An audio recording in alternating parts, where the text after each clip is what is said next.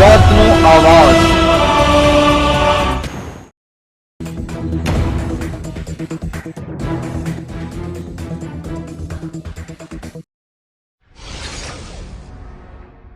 પૂનાથી statue of unity cycle યાત્રામાં નીકળેલા બે પ્રૌઢ 73 વર્ષીય સાયકલિસ્ટ ભરૂચ જિલ્લામાં આવી પહોંચતા ભરૂચ જિલ્લાના સાયકલિસ્ટ શ્વેતા તથા નિલેશ ચૌહાણ દ્વારા સ્વાગત કરવામાં આવ્યું।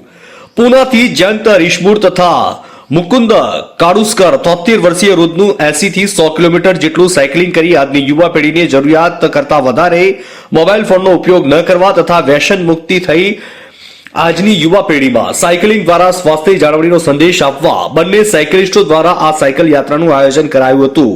નમસ્તે, મારું નામ શ્વેતા વ્યાસ છે। આજે અમે ભરૂચમાં હું અને બીજા સાયકલિસ્ટ નિલેશ ચૌહાણ જયંત સર અને મુકુંદ સરનું સ્વાગત કરીએ છીએ। જયંત સર અને મુકુંદ સર પૂનાથી આવેલા છે અને પૂનાથી એ લોકો લગભગ 700 કિલોમીટરનો પ્રવાસ કરીને આજે ભરૂચ સ્વામિનારાયણ મંદિરમાં આવી પહોંચ્યા છે, ત્યારે અમે લોકો બંને એમનું સ્વાગત કરીએ છીએ।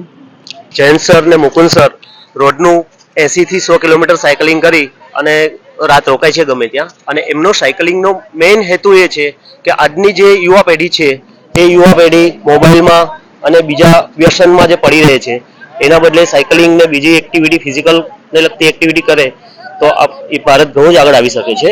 તો એ જ એક સંદેશ ફેલાવવા માટે લોકો સાયકલિંગમાં નીકળ્યા છે અને બંનેની એજ એબોવ 70 વર્ષ ઉપરના એજ છે અને જે આજે સાયકલિંગ કરે છે રેગ્યુલર રોડનું 30 થી 40 કિલોમીટર સાયકલિંગ કરે છે અને સ્ટેચ્યુ ઓફ યુનિટી જશે।